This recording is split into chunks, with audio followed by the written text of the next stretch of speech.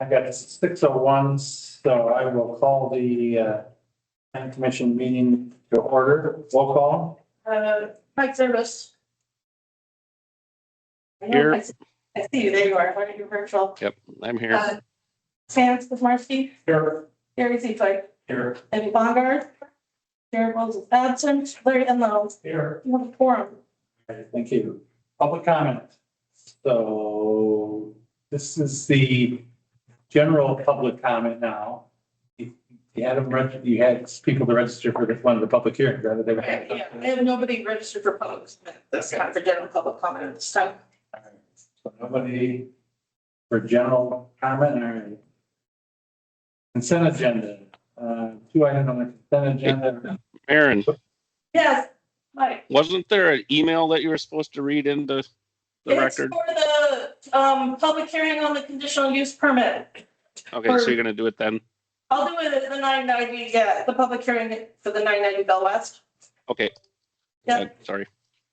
Okay. Consent agenda for the January 14th planning commission meeting minutes and the resolutions 2026-04. Which is a recommendation of that resolution to the board. Yes. Yes. Make a motion to approve the consent agenda? Okay. Motion by Mike, seconded by Debbie. All in favor? Aye. Aye. Opposed? Motion carries 5-0. All right, reports, the outstanding developer issues with the West Village neighborhood. We talked about this in the last meeting. Sue's here to kind of give you an update on what's going on. And that was done, so I'll go try and find out her from the report. Stephen Smith Johnson, I'm board president of West Village. So the last planning commission meeting, there's items 1 through 8 missing on our site plan. And it was tasked with the developer to work with the board on 3 issues that involve HOA property, specifically in the outlot. So it's not individual owner's property. And this was numbers 1, landscaping, 2, lighting, and 4, the entry drive, and specifically only the sign in the entry drive. The board had a conference call with Jim Olson. He's currently out of state right now, but we've been speaking with him, and we do have a lighting plan agreement with him.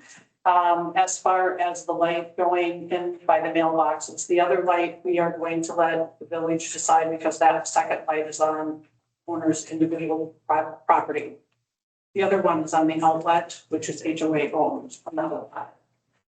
I do have a signed agreement from Jim that he is going to put the sign and the specifics of it, or the street light by the mailboxes. Ian asked for written documentation, so I will be sending this to Ian and Gabe, and probably the engineer as well, who's going to be the project. As far as number 1, I also have a written agreement from him with both of our signatures on it. The sign in number 4, we're working on. That's a little slower. We're working with 3 different sign companies, and we kind of have a concept. We're working on that as far as getting specifics, but I think we're going to be able to come to an agreement on that as well. And I will get a very similar agreement, what I have for the other 2, and send it on to the administrators. And that other sign is the sign at the entrance, right? The entrance sign, yep, under number 4. There a date on those when he hopes to have things completed for you? Well, he already talked to Alliant about the street light. He said going by the mailboxes, so that'll be, goes on Alliant's timeline. And then planting in the spring. He plants, just plant in the spring. So. And the sign that'll be the sign company timeline. But But to follow through on this and make sure it gets completed in a timely manner. absolutely, Trying to get along like it's been. absolutely. Yep. Yep. He's working with us very on these 3 things. The other 5 things are going to be for the village and the engineer. Perfect, thank you. Yep. Any questions from commission members?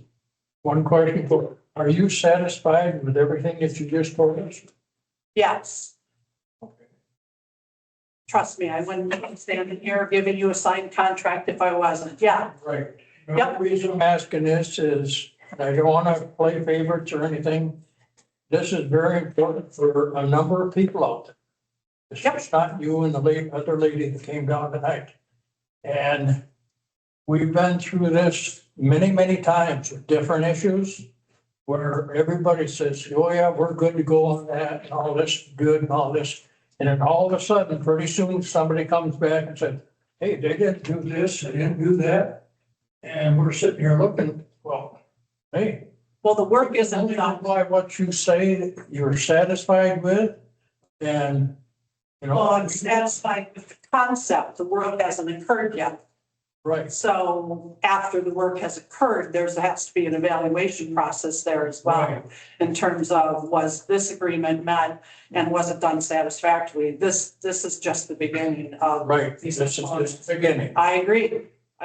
And I would suggest that you kind of put a date out there, even though you're not really positive that's gonna be the final start of it or anything. Yeah, Just give you a target.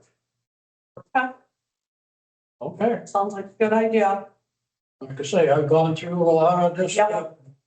I want to do it right, make everybody happy. So do we, but with all 8 items on there, I think it's important to realize there has to be inspection of the work at the end of it Right. for everybody's agreement, including the village, so. Because this is really a village agreement with the builder. That's correct.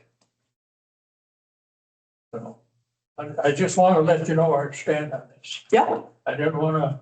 right there with you. Statement, say, okay, this is good, okay, fine. This is the concept plan, at least it's coming to the drawing board. Right. You're certainly right on that. Yep, Okay, anything else? I'm satisfied so far. Okay.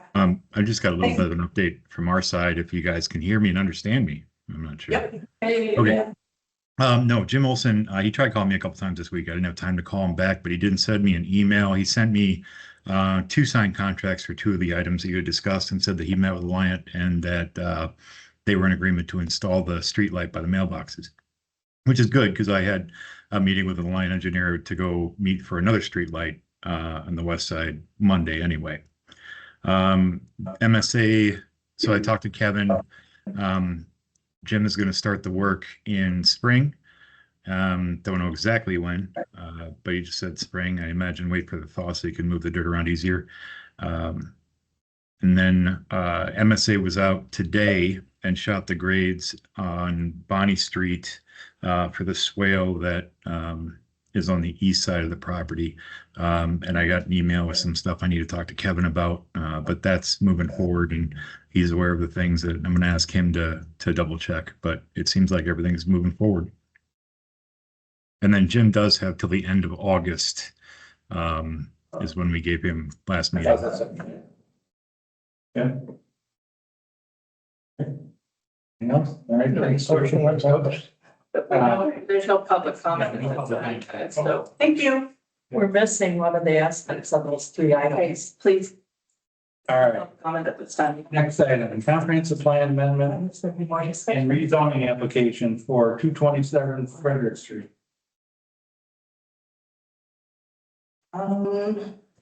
Yeah, so this is the comprehensive plan amendment and zoning or rezone application. In order to have multifamily on the lot, we would need to rezone it to multifamily since it'll be a 20+ unit apartment building. I put my review in the notes. So the comp plan does it, have this being high density residential, single-family residential. That does include duplexes up to fourplexes, but not the size of the development that's contemplated. However, immediately adjacent to the corner of the property is a eightplex that's zoned multifamily, and actually there's quite a few multifamily lots in that immediate vicinity. So this wouldn't be considered spot zoning or anything of the like. It would, yeah, I mean, it would just basically continue the multifamily zoning that already exists if you guys decide that you want to go that direction. Okay. I don't believe the developer. is in there. You are, okay, apologize. Too many people. If you have anything else you want to share with them before we move on to the public hearing. You guys have any questions? Yeah, I mean, I guess the only question I have, I noticed on the agenda, it's 228. Did I write the wrong thing? 2.7 on the agenda. No. Or 227. 27.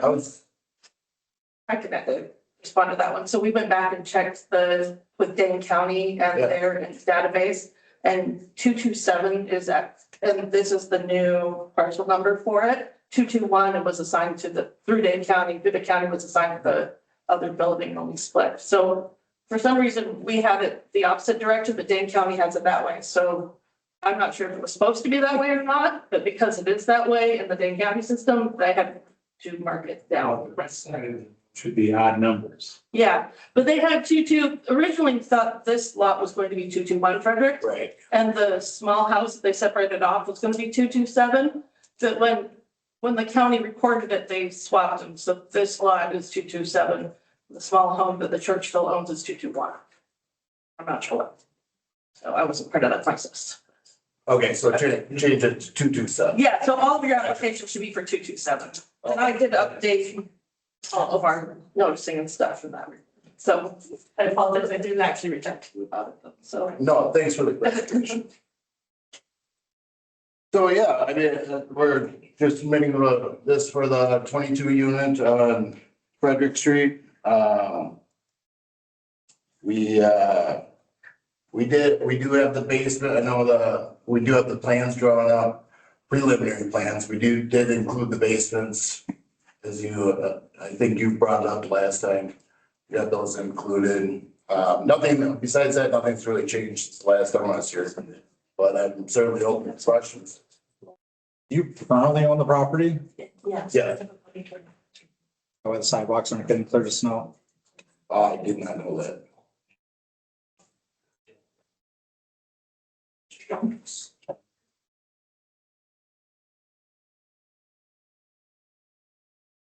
And what was the parking plan? Is there going to be enough off-street parking for all of those units? Correct. Yeah,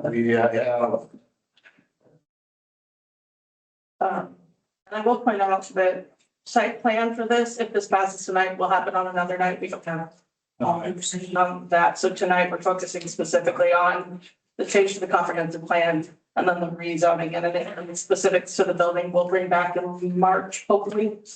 No, I get that, but some of that I think is germane to Yeah, I don't disagree on this. comfort in even having this conversation. so to answer your question, 38 stalls with 2 ADA stalls on the lot, yes.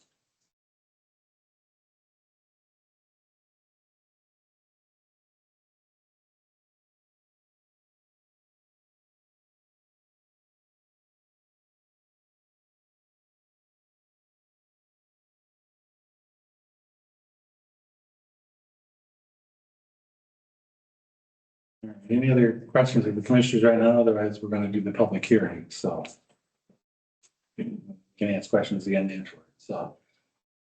All right, so I am going to call the public hearing to order. Posting of the public hearing notice. Yeah, so this one was posted in the House Messenger Recorder on the 22nd and the 29th. Then the agenda was also posted on the village website and all the village special locations last Friday. Okay. Public participation. I'll help you step back so we can use the podium. for the Yes, ma'am. So when Karen calls the name, it's come to the podium, please.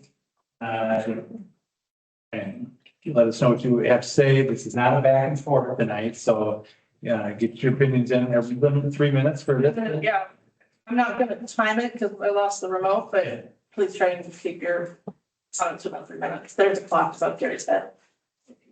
Okay, first up I have Ben Laufenberg. Good evening, everybody. My name's Ben Loffenberg. I live just across the street from the proposed development site. I've lived here since 2018. I got a wife and 2 little girls, and I'm here because I don't think it's a great idea to have a big 22-unit development right there. I know that Ian had suggested that it's basically just a continuation of other high density. That other building is off to the side, not right in the middle of a neighborhood where young families are growing up. I did see that it said, they're looking for long-term rentals. I'm sure some of us have lived in apartment buildings in the past. I know that I didn't live in any of those apartments for very long, so I'm not thrilled about the prospect of having a new neighbor every month or 2. It's hard to keep track of 22 different units and who's living in them. As of right now, I know pretty much all of my neighbors. Know my name and base, feel comfortable with my kids in the backyard right now. If I got people coming and going all the time, it's gonna, make things a little more uncomfortable. I'm gonna worry about my kids in the backyard a little more than I do now. I'm not super thrilled about that, honestly. All the extra traffic. I got a 2 and a 4-year-old. I worry about them potentially, in the front yard if there's people coming and going a lot. I just kind of want you to think about how you would like a big 22-unit development right across the street from your house. Would that be something you'd be excited about? Probably not, So, And can I ask just for some perspective, what's your address? 238 West School Street. 238. So it'll be right across the street. Okay. Yeah, so. Yeah, just think about your front yard. Would you like to be looking across a big apartment building with a bunch of people you don't know? That's pretty much all I got for you. Okay. Okay, thanks. Cassie? Yeah. Okay, thanks. Yeah. So if you can state your name and your address, that'd be great. Great. Yeah, my name is Cassie Zickert. I live at 231 West School Street. Yeah, our house shares a lot with the old church. Sorry.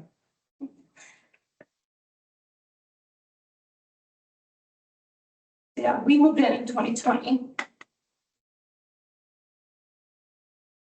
Our primary concern is loss of privacy and security. We also have a 3-year-old and a 9-month-old who use our backyard all the time.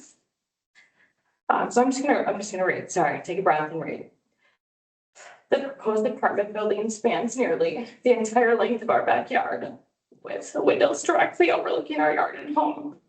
We have a 3-year-old and a 9-month-old who use our backyard daily during the warmer months. We have a children's pool, a sandbox in the yard. The thought of numerous apartment windows facing directly into our private outdoor space raises serious concerns about safety and privacy.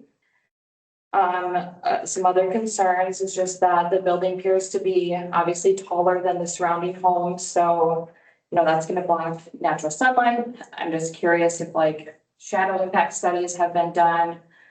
Shadowing can impact efficiency, landscaping, overall residential comfort. We're concerned about increased traffic from tenants and their guests, additional vehicles and potential overflow parking. Will this extend onto our street right in front of our house?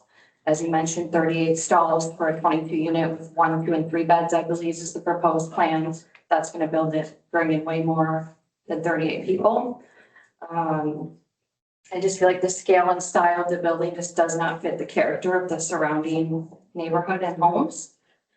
Again, like we mentioned, Belleville Meadows is kind of right across the street from there, but again, it's more secluded with limited neighboring properties and mature trees. There's currently no apartments directly overlooking residential backyards with that property. So this proposed plan represents like a significant change in the established character, I think, of that neighborhood and block that's going on right now. I have experience with property management. I understand the realities of multifamily housing.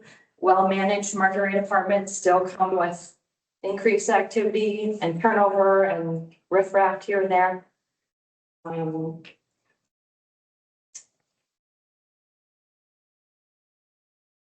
just have other like questions. Is the property going to be pet friendly? Is there going to be multiple dogs out in that lot then? Is there going to be pet waste left that tenants don't pick up?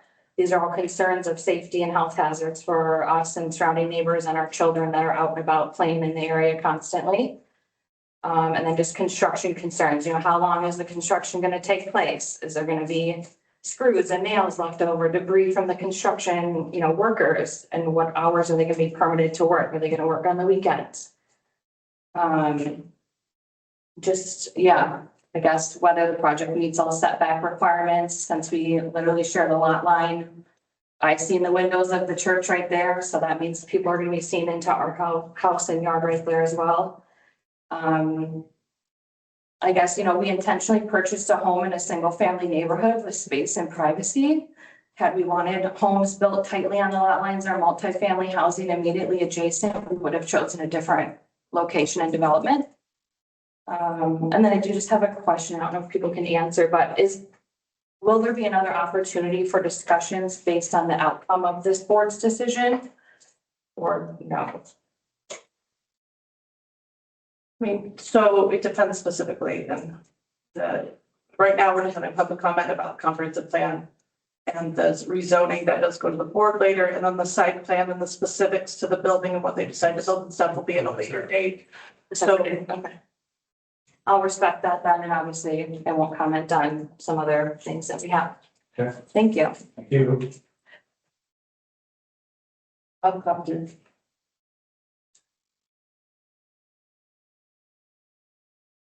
Hello, my name's Bob Compton. I live at 246 West School Street. I've resided there for about 10 years. I purchased the home about 3 years back. Live in a very quiet residential neighborhood with some young families growing up next door to me and across the street.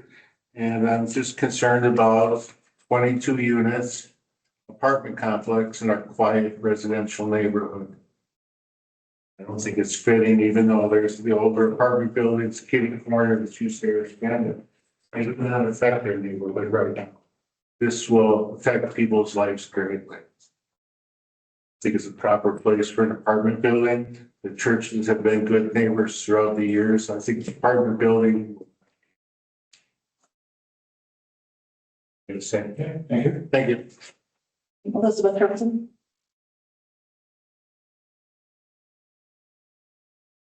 Hi, my name is Elizabeth Hermanson. My husband Ben also spoke. I live at 238 West School Street. Another concern that people haven't brought up is with my 2 young children at home and the lack of parking that I believe will be at this facility is people street parking, but also we don't have sidewalks that are completely on either side. We have stop sidewalks, so we can't get fully down any sidewalk on either side. That means my children are constantly crossing the street to have to get to another sidewalk as it is. And to get through the neighborhood when we want to go up towards, what's that other street, right? Anyways, when we want to go up the other way, there's no sidewalk, so we have to go on the road all the time. It is already busy because people are whipping coming from out of town into, like, they come off that from the longer country road and whip into our, street anyways. And there's no sidewalks. Now we're gonna have no sidewalks, that many more people trying to park on our street, coming around the town. And I just don't feel safe with my children. Trying to play out in the yard, they're biking, they're rollerblading, doing everything like that, they're gonna be walking to school because they're not that far from school. Yet I don't have any sidewalks for them to really walk to school effectively. So that means they're going to be on the road to get to school effectively. Obviously, my privacy is another huge concern, as the others have stated. Even a term year lease, 22 units, that means that's 22 families that could move in every other year. I do know that, apartments are needed for families in this town, but I do not think in a residential area like this is going to be a good option for them because of the fact of all of our privacy right here, and we don't have the street parking to, you know, accommodate them. Since I do not believe the 22 spot or the 40 spots is going to be enough. So thank you so much for that. Taylor Smith? Taylor Smith, the 228 Frederick Street, directly across the street. From both the, you know, the church itself and the house, so I'm right kind of in between the two, and that's literally whatever the distance of the street is across, you know, 33 feet. I don't know, is that how wide a street is supposed to be? 66 feet. So that's how far away this building would be. The other, there's a couple of other 8 units, but there's a huge field, like a road, and then a huge field, and then they're way set back at the back of the field. Where this building would now just be like from here, and literally to that wall right here, that's how close it would be. It would be a big, I don't know, is this a 3-story building? Anybody know, 2-story? I have no idea how big the building's supposed to be, but just as far as, I mean, the value of my property is just gonna decrease considerably when you put this huge monstrosity across the street, and everybody else is gonna go through that same thing.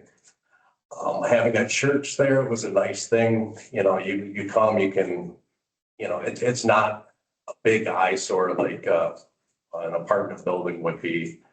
These are all my opinions, but I don't see how it's okay for, you know, everybody to buy their homes and then all of a sudden the zoning gets changed and, you know, everybody's value goes down.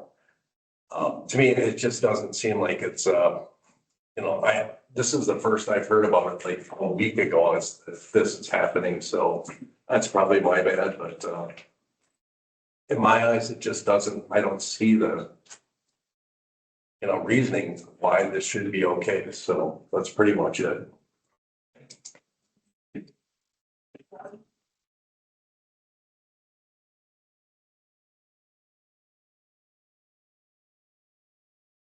Hello, my name is Jody Alman. I live at 232 South Harrison, so this would literally be in my backyard.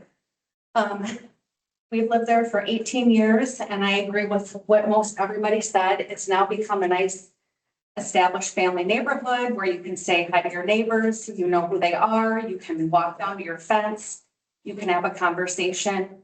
You have no concerns that what you're doing in your backyard, someone, however many windows, are going to be able to see what you're doing. I think this is an extreme loss of privacy. I do think that we already have a traffic issue as it is, and this is only going to make it a bigger issue. And I'm just going to keep it short because I feel like everybody's covered most everything. I truly hate to see that some of my neighbors or ourselves would consider leaving homes that we've been in for an extremely long period of time because of this change. Again, it is going to drive down property value. Nobody wants an apartment complex in an established family neighborhood. I do think it would be received much differently if somebody was building a duplex or using the existing structure to provide extra housing for families. So that's all I have to say. Thank you. Okay. Patrick Shaughnessy, I live at 119 West School Street, so just one house behind the old church. Pretty much agree with what everyone's saying here. I moved in 2021. It's the first house I've ever owned. Pleasantly surprised with the neighborhood, how quiet it was, how friendly everybody was. Everybody walking their dogs by saying hi. This is not the spot for a 22 unit. This is what I consider the old school part of Belleville, old homes, old trees. Putting something like that in there is just not gonna fit. Having people, I haven't had new neighbors since I moved in, and new people can be great, but the old people are even better. Get along with everybody, know everybody for a long term. Don't want to repeat what everyone said, but this is not the spot for it. The intersection is not convenient for it. It's an offset intersection with an S curve through the middle of it. So that being said, it's not the spot for it. A duplex, a couple townhomes, even a city park. There's no park on that side of town for the kids. Closest park is either over towards 92, or you gotta go across 69 over to the lake park. Put a shelter, a park, anything like that, theater for the city, but not a 22 unit apartment.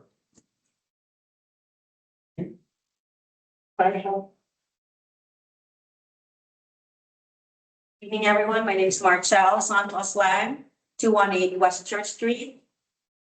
Thanks for the postcard. And I got to receive and find out about this. My day job, I work for a high performance builder. When I'm not working, I am an aspiring emerging developer. So I completely understand the sentiment of being able to develop and provide housing for more people. I just don't think that the area where it's proposed is the right location for it. I'm a walker. I walk 4 a.m. I walk 10 p.m. I don't think I will feel safe walking around that block or that neighborhood should there be that much of a scale of a big development in that area. I think the right place for the right space. We have new development back around South area. If we could move it there, that would be a much better place for it. It will be a good fit for that style.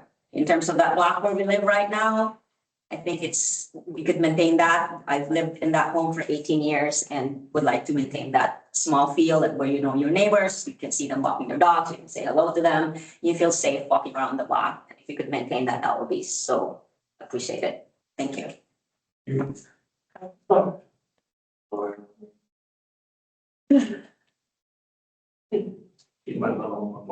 Okay. Then that was the last person I had on the list. Laura, I'm sure it's like, sorry, I didn't face it. My name is Nicole Beekman and I live out of the town, Daywood Road. I have a little different perspective and I'm just going to, I understand this is present thoughts, so I'm going to relay them. I do agree. It seems a little odd to throw a 23 unit apartment in a residential area. This is Belleville, an old bedroom community is what I'm always told. Seems like we could do more better planning and management of where we know Belleville's going to grow. But is this the wisest decision to put this in the middle of residential established place? Two, I definitely agree with the traffic concern. I'm a parishioner of St. Francis of Assisi, and I know coming out of the church, it is an awkward intersection. You have no stop signs or very few stop signs. You have, they're not across from each other. You're going to exit from the apartment. You're going to now have 38 more cars. I would like to really see that be addressed because it's going to be congested, especially if the church has events. I would also be a bit concerned about the sewer. Maybe that's discussed. I could not see what plans were there. I think those are the key things that I wanted to bring up. Thank you. Thank you. Yeah. That's all I have on my list. So I'll ask 3 times. Any other comments? Any other comments? I would like to make a comment if I could. I'm joining virtually. Did I? I'm scared. My name. Oh, sorry, Kevin, I'll get you. Go ahead, Catherine. Thank you. My name is Catherine Howley. I'm a property owner at 109 South Park Street, just up the road. Well, I do very much see the need for, or see the desire for density. And this is pretty decent proximity to Main Street and areas where density, I think, could be valuable. Can you all hear me okay? Yeah, you can got it. Thank you. I think that this site is rather, I think that this site has significant room for improvement. I think that the neighbors' concerns of privacy for their children is very valid. The large lots of the single-family homes are very valuable and are an amazing reason why people live here. And while this building is proposed as only 2 stories, while many of the houses on that block are 2 stories, it won't be towering over these houses. It will be, and there's no renderings of this building there. The sort of ratios of building to the land area are really unfitting, and the proximity of it to the single family homes adjacent to the lot line, if you're looking at that plan kind of to the left, its adjacency to the lot line, I could see causing significant privacy concerns. I think that it would be valuable for the developer, if I could suggest, if it would be appropriate. I do think that it might be valuable, to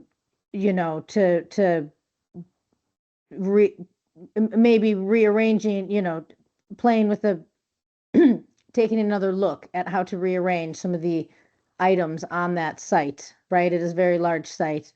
There's a beautiful old tree that is, very much part of that corner. And I think that there could probably be a little work to be done to alleviate some of the concerns, still get the yield of 22 units and the parking spaces, and probably alleviate a lot of neighborhood concerns, such as privacy. That's all I've got to say. I did skip somebody, I apologize, I haven't.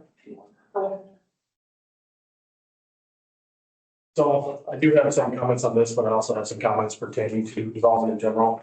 As far as this project. Name and address, please. Kevin Verbolski, live at 7002 Lakes Road in Township of Montrose.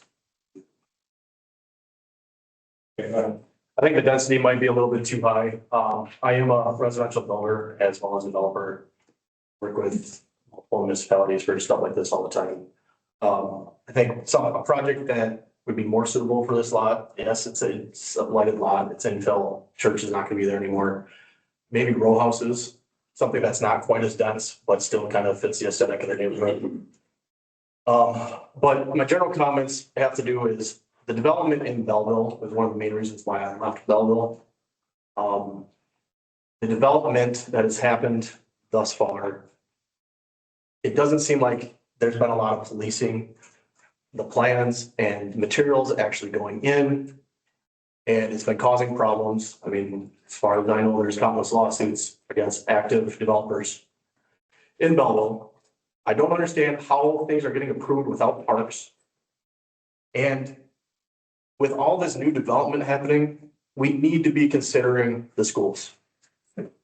We just got hit with a massive tax to go towards budget stuff. But what we just got hit in taxes, that's all sitting at the state, just needs to be released. But with all this density coming in, with all of the development, we're gonna have a new school. That school is only 10 years old. So there needs to be an impact fee for everything coming in. So it's not burdened by the village and the township. I mean, we need to consider doing more impact fees and putting these developers to higher standards, because right now it seems like they're running amok. I'm not gonna cut you off, but to let you know, we're starting the process of redoing our comprehensive master plan. So those comments, when we have those meetings, those would probably be more appropriate for there, because we're only here tonight to discuss this specific item. So the general, I get your gist of the general comments, but that's not really what we're here. I understand that. I just want to make sure that this board is actually paying attention to what is going on and what the village can actually handle to what's here. And a lot of it, I think it belongs in this conversation because you guys are continuing to approve projects, right? It doesn't necessarily matter when your comprehensive plan is. You guys are continuing to approve projects without having the impact fees. There needs to be impact fees. But we do have impact fees in the village. Are they gonna cover the new school? That's, Something we could talk about on Yeah. the side. right. If you want to come into Village Hall after Ian, when he's back next week, we'd be happy to speak with you about that kind of stuff. I'm breaking my own rule. This is not a back and forth here for the public hearing part of this, so. That's really what I'm. Okay. Thank you. Thank you. All right, so I'll ask again 3 times. Any other public comment? So, Rick Francois, I'm in the 126 Rose Church. Rick, do you want to come up to the podium? Sure. I get you one time. And, you've heard from everybody in the neighborhood, but is the plan done for the southern part? South of the church, the new church? Development, Yeah, yes. preliminary plat is. Okay, it was there multifamily? No, it's not relevant necessarily. I just think that's a better location. I mean, we need apartments, no doubt about it. And I just think it's only in 500 yards south of this. Right. Yeah, any other public comment? Any other public comment? Any other public comment? Hearing none, close the public hearing. All right, discuss and consider approval of resolution 2026-01, approving the amendment to the comprehensive plan for the village of Belleville.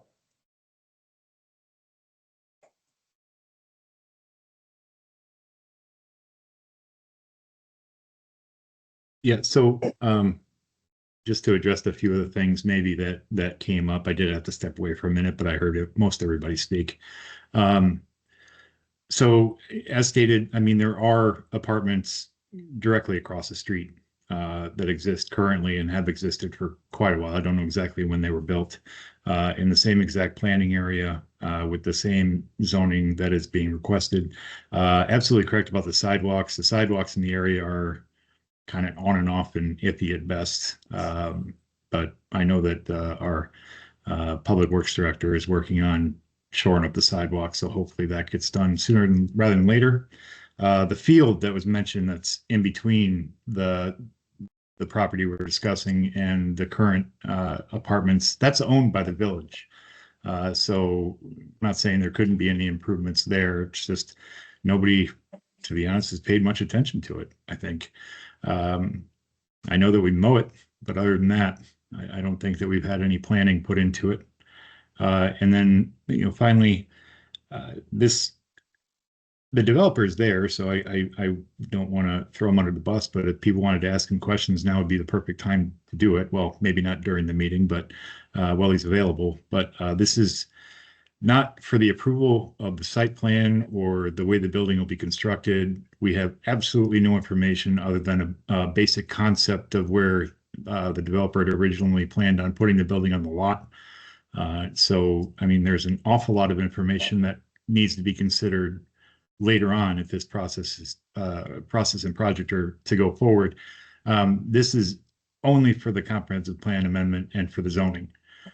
So it's only whether or not a multifamily use should be allowed on this lot, not what it should look like, not any of those things, because we don't have that information yet. So that's basically what the Plan Commission is tasked with considering. That's all I got.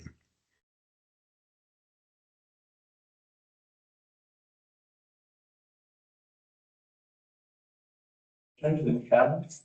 Yes. Okay, go. I'll start. I have a difficulty amending a comprehensive plan with all the unknowns and the variables. I think everyone who spoke has a very valid concern. Full disclosure, I'll generally call this my neighborhood. I don't live far from here either. I walk through that very frequently. Yeah, sidewalks don't even get me started. Traffic enforcement don't even get me started. But I think it's a little disingenuous to compare this to the 2 apartments that are catty corner. For frame of reference, those 2 8-unit buildings sit on 0.82 acres. The proposed project is 22 units on 0.83 acres. So it's not comparing apples and apples, so that's, I'm sorry, it's disingenuous to, I'm sorry, I have to disagree with that. Again, we're not talking about the development because we don't have a specific development proposed. We're discussing the use, and the use is exactly the same. that's fair, that's fair. I withdraw that. But again, it also has the benefit, the existing apartments have the benefit of the village-owned property that provides standoff and buffer and green space and make it appear that the lot's larger. The shape of this lot as well is a little problematic as it's kind of I'll say a goofy L around the parsonage. Am I saying that correctly? Yes. So how it's gonna look, whatever, I think the residents absolutely have concern. I wouldn't want that towering over my backyard. Further, while I was sitting here and doing a little research, when you talk about children in the area, things like that, I realized the village does not have any ordinance that restricts where sex offenders can reside. So I think that's something moving forward. That's a side issue, but there's nothing to say that we couldn't pack this full of 22 units full of sex offenders. I realize that's a stretch, but all things when we're talking about this big picture. But again, I'm just not comfortable approving this with so many variables in a otherwise single family residential. And I guess, I don't know how long those apartments have been there. They've been here at least 23 years. No, longer than that. I think they were in the eighties. Yeah. Eighties, I think. They've been there as long as I can remember. So I think without addressing some of these concerns, and I understand that this is how the process works, and that's part of the process or problem with the process. But it's what we have in front of us. So that's just kind of where I'm at with this. I agree with what you said. I don't think, I mean, yes, we need housing in town. I don't think that's the place for a big honking apartment building. Again, you've got traffic, you've got the sidewalks, lighting, that intersection is ridiculous. You got the traffic flying in on CC. I just think that's the wrong place for it. And I'll leave it at that. I also agree with what they just said. Mike, you got anything to say? I guess I'm not on mute. Okay, you can hear me. So, Yep. So right now it's zoned single family high density. Refresh my memory. Does that allow a duplex or not? Yes, so that would allow up to, well, as far as the land use plan, the comprehensive plan would allow up to a 4-unit. Okay. And have certain setback requirements though, or things like Yes, that? yeah, there would be different setback requirements, yes, but yeah, it would allow up to a 4-unit. The zoning code, on the other hand, may or may not. So while it may comport to like the broad range of uses that the comprehensive plan recommends, when you get to the zoning code, you get down to the brass tacks and figure out exactly what zoning fits within that use, that range of uses rather. So there would still be a rezoning from what it is currently, but it would be rezoned to, let's say, 2-family or 0 lot line if they're doing condos or something like that.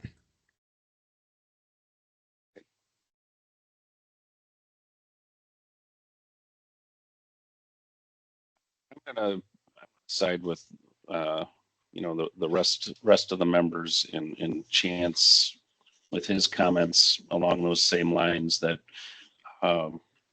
I guess I just don't see this type of proposed multifamily working here, and I'm not sure I see anything more than what is already allowed by the zoning. So I'm not inclined to rezone this.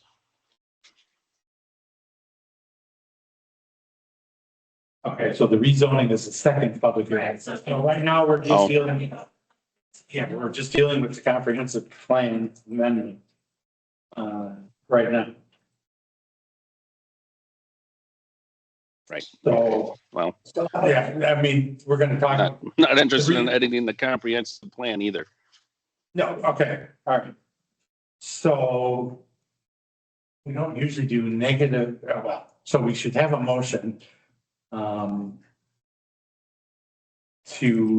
And we don't usually, we try not to do negative motions, so, my thought would be, if we're gonna, Hey, Gary. Give me a minute yeah, and I'll give you some direction. I'm sorry. well. Let's say, yeah. according Yeah. to our zoning code, if you guys make a motion to the negative and decide to completely deny the application, the applicant can't reapply for a year. Whereas if it fails for lack of a motion, then they may have the chance to come back and reapply. Okay. I'm just gonna, so last time we had this issue and you weren't interested and there was concern and we didn't want to change the comprehensive plan, no motion was offered. And since no amendment to the comprehensive plan was offered, then we skipped the next. So we don't do anything. Okay, so, normally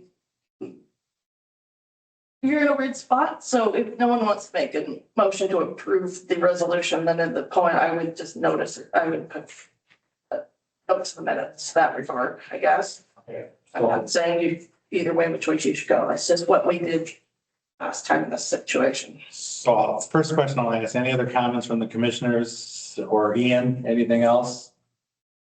Before I ask if there's gonna be a motion? Nothing here. I think we need to address the future of the parcel, but, you know. Can I make one comment?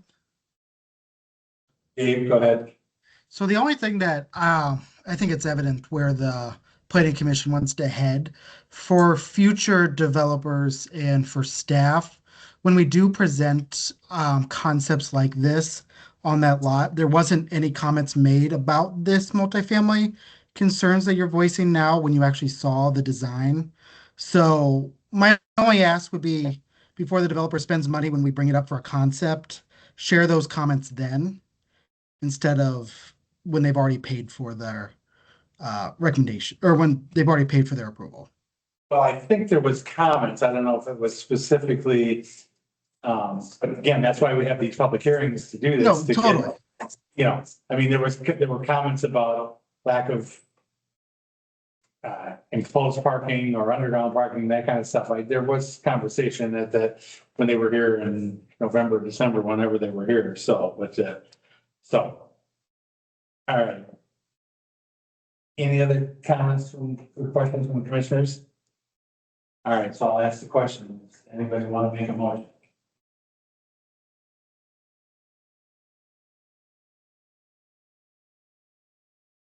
Right, so hearing none. Okay, so we didn't pass that resolution, we can skip the next public hearing and go straight to the next item. Yeah, so because of that, we're gonna, so there's no motion made tonight. I guess I would tell the developer to work with Village Hall staff about with this, yeah.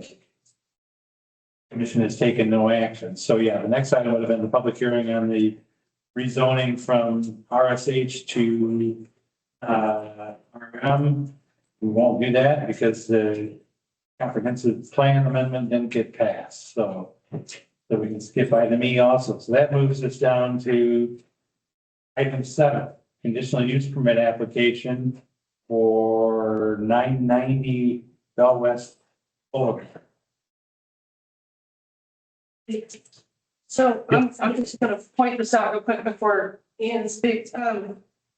We noticed this public hearing. We have part of the application which was attached, but we didn't receive all of the information we needed to provide an accurate, like to make a full decision. But since the public hearing was already noticed for this, we're gonna go ahead and hold it. And then any decision on this conditional use permit will happen in March. Ian, do you have anything? Yeah, so like just much like the previous applications, we didn't have a whole lot more than just the concept, rough concept. The developer is under contract. The village board has approved the offer to purchase because this is a village owned lot in the Bell West Business Park. The closest use would be warehousing and distribution, although it's going to be basically, I think it's 12 or 14 food trucks with a kitchen and commissary and basically just storage for their mobile business there. So it's not going to be a, I'm sorry, I missed somebody. No, Sammy, on that second. Okay, yeah, so it's not going to be, what would usually come to mind with a warehouse distribution. It's not going to be semi trucks or any of that kind of stuff. And I believe in the letter of intent that the business owner had provided kind of, their busiest times of year and just basic idea of when they'd be operating the most, and what kind of traffic you could expect in there. Within the business park, there are architectural requirements for the building. I'm sorry? Keep going, Ian. Keep going. Okay, yeah, there are separate architectural requirements for the building that I'm not privy to right now. We did just take over the land not that long ago. Like I said, I have nothing to compare those two because we didn't get any renderings of what the actual building would look like. No elevations, materials, colorings. We don't have stormwater, lighting, landscaping, none of that stuff. So there is no possible way you could approve this tonight, but having the public hearing just so people could take a look. Hopefully we get that stuff soon. I know that there was recently an email saying that they were going to try to push back the closing until late April, so that they can ensure that they're going to get it in by March or April. That's pretty much all I've got now.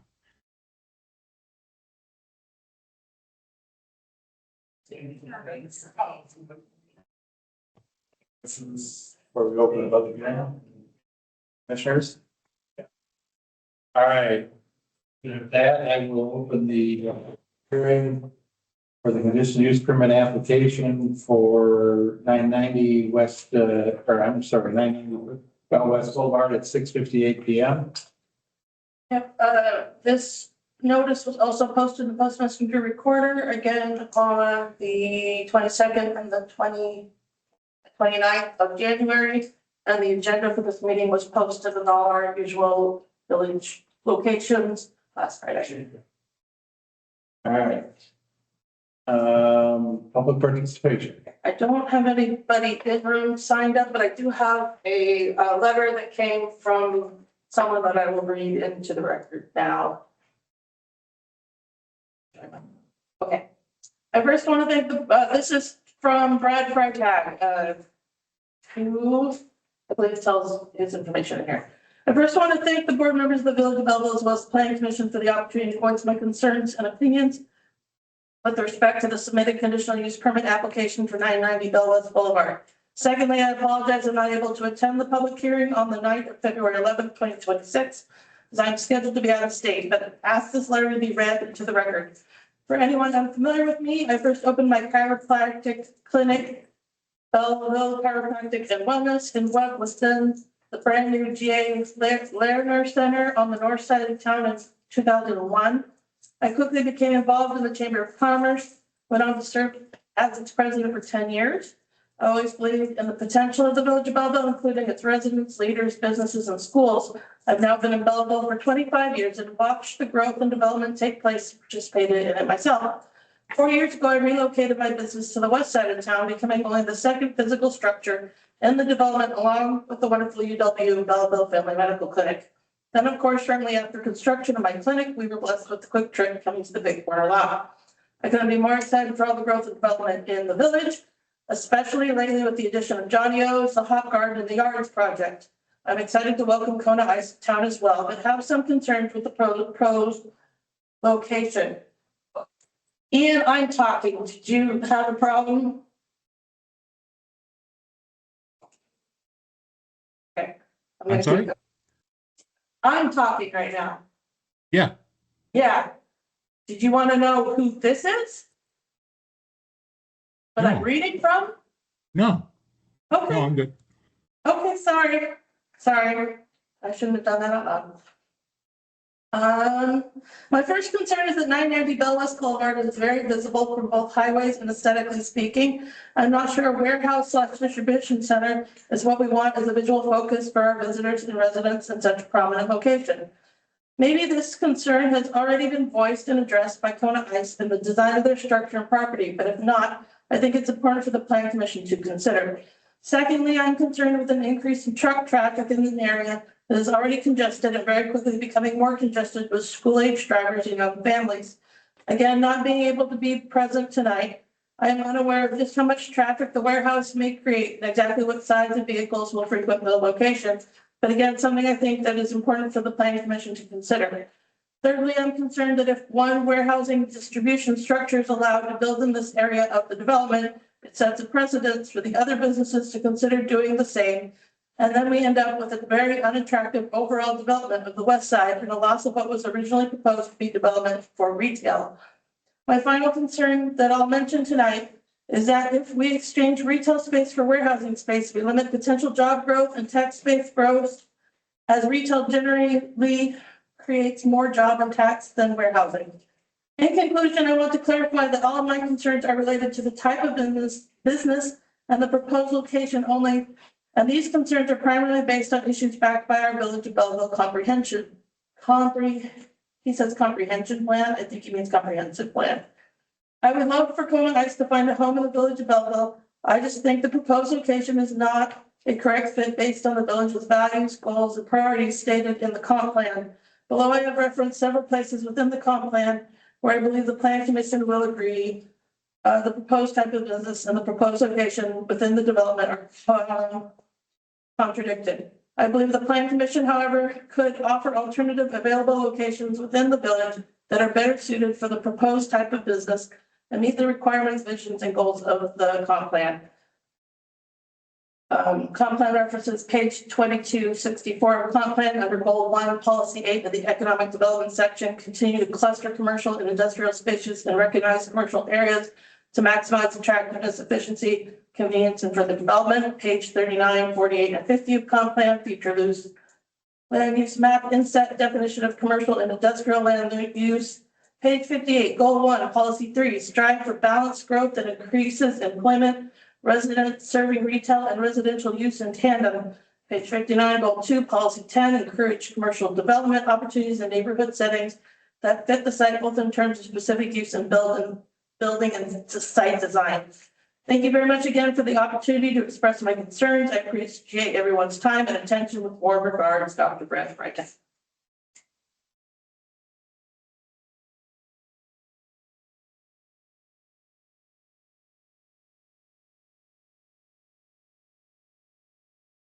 Any other public comment? Any other public comment? Any other public? Hearing none. I'll close the public hearing at 7:04.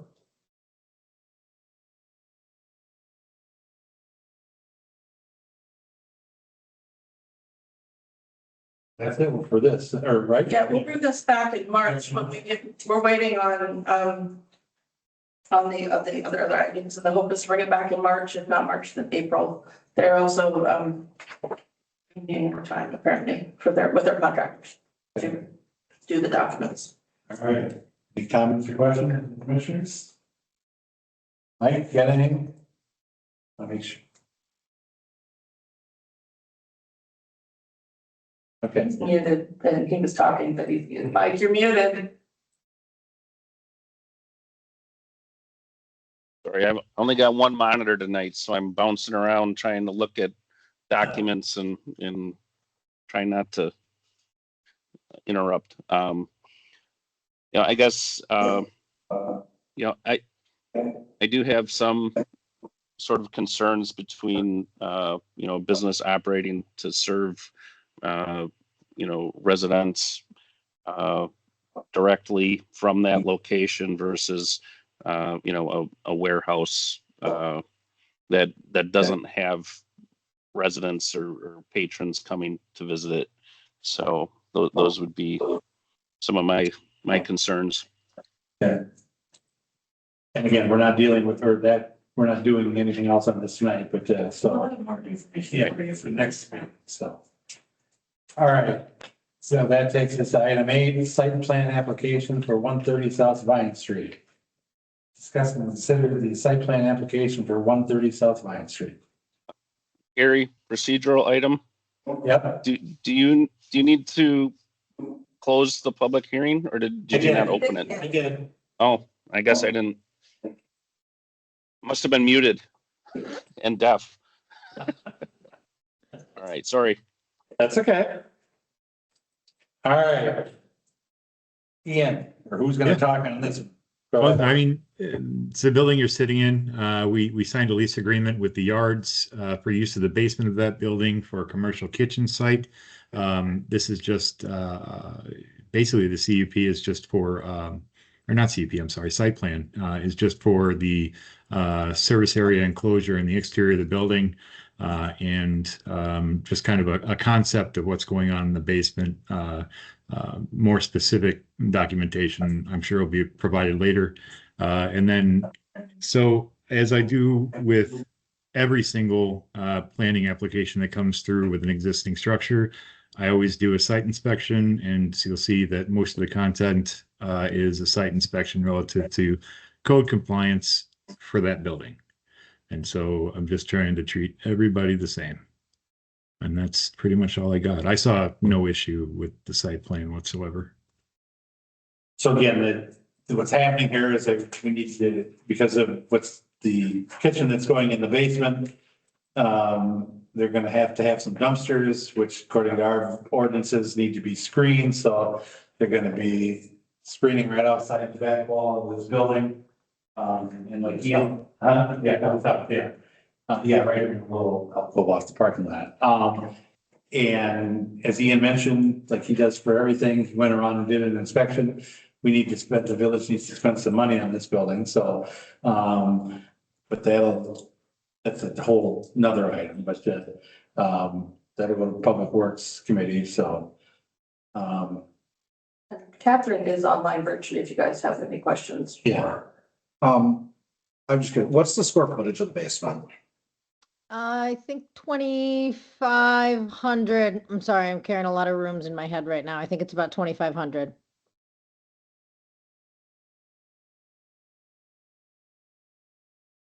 I don't have exiting to talk to you about it yet, but I'm cooking it up so we can talk about it soon. I was gonna say, and I know where you're going with this, I think I know where you're going with this, Chance, but, again, this is just for this, for the site plan for adding. Yeah, I just, saw it. Yeah.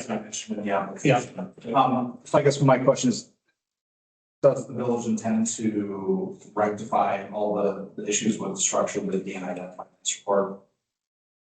So I can speak to that quickly. I have an item on our on the village board agenda on Monday for some interior remodels as well as some exterior as well. So yes.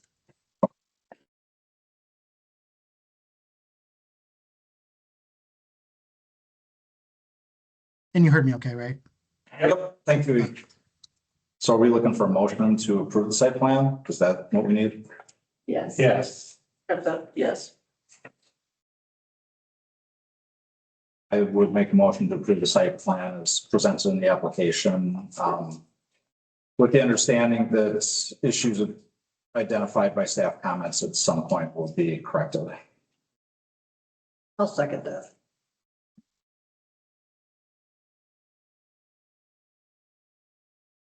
Right, there's a motion by Chance, seconded by Debbie to approve the site plan application. Any discussion? Do we need a deadline when these checked items will be done? Should we pick one? Well, I think just leave it. yeah, that's really kind of, the site plan is just to add this in back here, although you're right, I mean, we probably would normally, but yeah. I put to the end of 2027. It's on the agenda for Monday. Okay. And if we don't resolve there, I'm guessing it'll be on the agenda for the following Monday for Public Works then to discuss, so, but. Like I said, I put it on the the memo end of 2027 just because I know, if any of these things end up being bigger ticket items, which aren't to come into compliance, none of them would be. But if any improvements were to be done to the building and they become bigger ticket items, I know it would require capital budget, so that we're looking at 2027 for that. That's fine. Yeah. That's reasonable.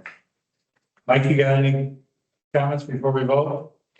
Nope, I'm good. All right, hearing none, then all in favor, say aye. Aye. I, Opposed? Motion carries. All right.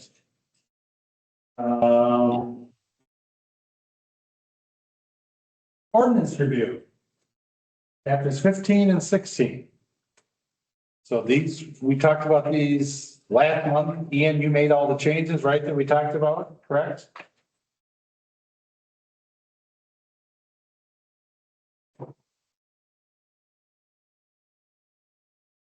He did affirm that non-verbally. Huh? He did affirm that non-verbally. Okay.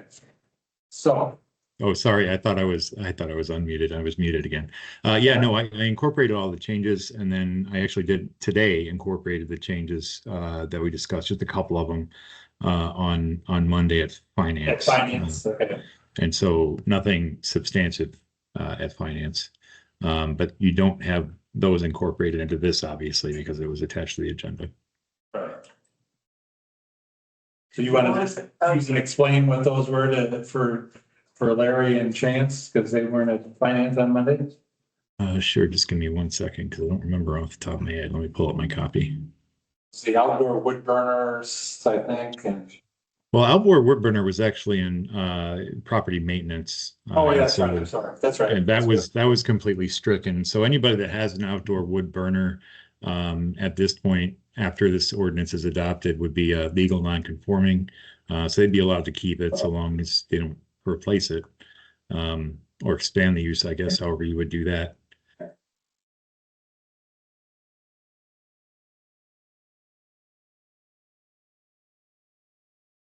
And I did add the watermark that you requested, and I think that was a big change.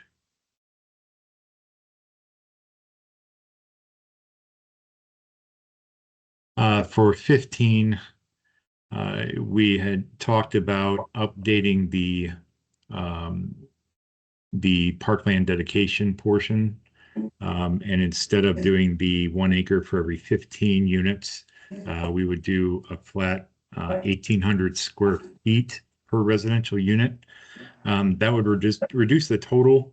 I worked it out. I don't have the sheet with me, but for something like Badger Trails, we're at 250 units. It would be reducing the requirement from roughly 26.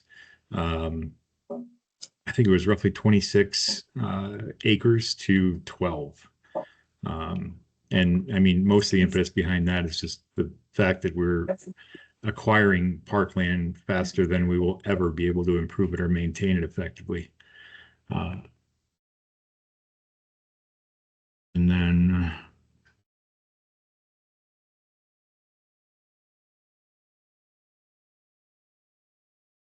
I guess, are there any questions about that change?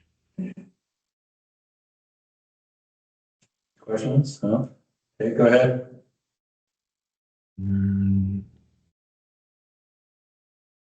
God, for the life of me, can't remember. I was in about 6 different chapters of ordinance making amendments this morning, and it escapes me right now, and I don't have my notes with me.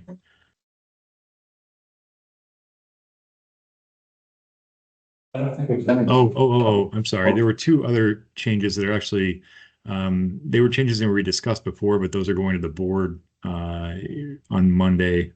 One of them is section 15.067, installation of improvements. So instead of 120% surety, it would come down to 110%. 120 is a statutory maximum. So we're just reducing that a little bit. And then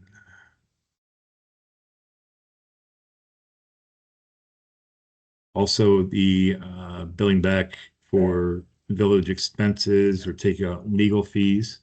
That's another one that's going on the board agenda Monday. Yeah, I'm sorry. For the life of me, I can't remember exactly what it was I changed from Monday's meeting to now. Remember, Deb, we just discussed some of the ordinances on Monday night. That's We it. talked about the wood burners, we talked about Yep. stations, we talked about solar. Solar panels. Yeah. Yeah, the solar panels. So you wanted no ground mounted solar panels and Single family. yeah. Or any- Wind It's- turbines. So under the use matrix in chapter 16, ground mounted solar panels are only allowed by conditional use permit in every zoning district with the exception of ag. Where ag, they're allowed, they're permitted as right.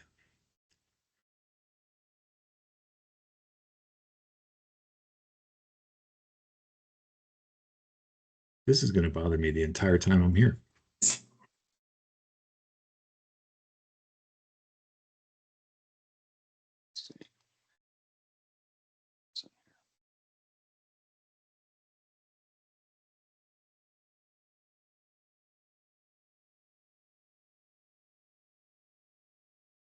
I think that was it. I think so. Everything was Yeah, solar. like I said, we talked about some really different.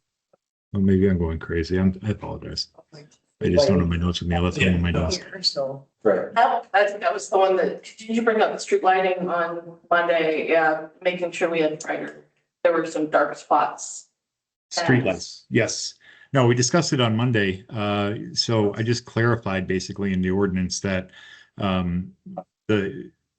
it said village board, which made no sense, had oversight over this, but it should be plan commission. So I changed it to plan commission. But you guys have complete oversight control on placement and number of streetlights within the development. So I know they discussed having sidewalk only on one side of a street with low density. So it would be 12 where lots are a minimum of 12,000 square feet. You could have sidewalk on only one side of the street, and there might be too little light in that instance. And so, I mean, it's ultimately up to Plan Commission when we're doing a review, how many streetlights you'd like to see there.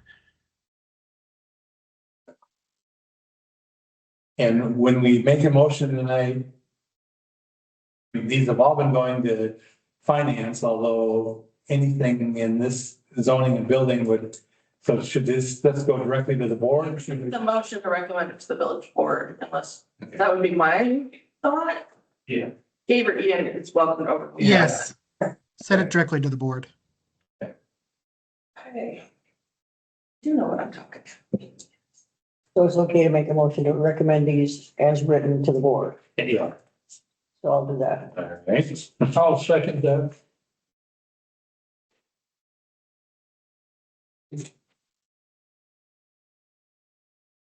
All right, so Debbie, Larry,